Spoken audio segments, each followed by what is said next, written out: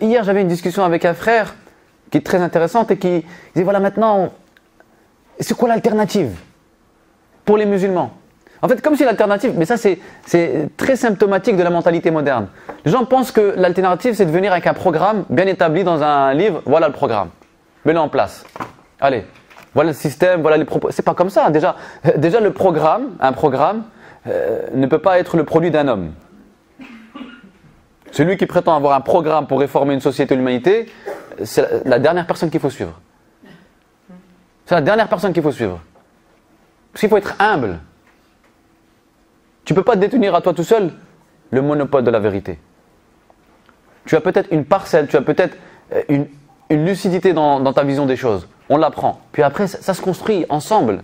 Ce n'est pas un qui veut... Non, déjà de une. Et de deux, le changement, c'est pas comme ça, c'est pas qu'un programme, je le pose. C'est de l'éducation sur le terrain où tu plantes des graines. Là. Et c'est que nous, on a un rapport au temps qui est problématique. C'est qu'on veut, là, un programme pour que la société change demain. Non. Aujourd'hui, c'est-à-dire que si on veut que la société change, c'est pas pour demain ni pour dans 10 ans. Ça, faut oublier ça. C'est loin. Planter les graines. Vous savez l'histoire de Nuh alayhi salam. Il faut la méditer, l'histoire de Nuh. Nuh alayhi salam, il appelle son peuple, comme tous les prophètes, à adorer un Dieu. Son peuple se montre réticent, se montre hostile, obstiné. Et Nuh alayhi salam va se plaindre au Seigneur.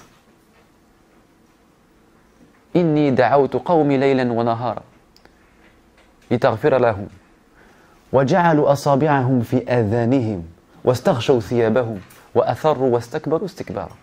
J'ai appelé mon peuple nuit et jour, je les ai appelés pour que tu leur pardonnes.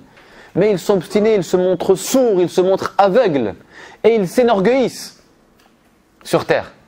Puis à un moment donné, Allah, qu'est-ce qu'il lui dit? Il dit c'est bon, tu sais ce que tu vas faire? Tu vas planter des arbres. On est dans le désert.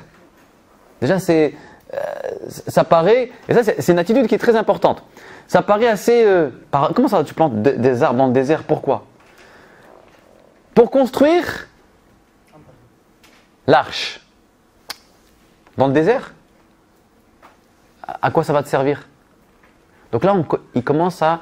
Donc il subit la moquerie de son peuple. Regardez cet idiot, celui qui nous appelle à... Regardez ce qu'il fait. Voyez ce qu'il fait.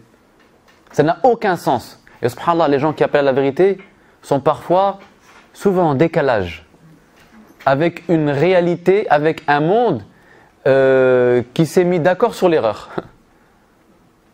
Quand un monde s'est mis d'accord sur l'erreur, allez vous faire entendre. Et quand vous allez apporter une proposition, etc., on va vous prendre pour un... T'es à l'ouest. Ça, c'est ce qu'ont subi tous les prophètes. Mais eux, c'était des visionnaires, ils voyaient loin, ils voyaient très très loin.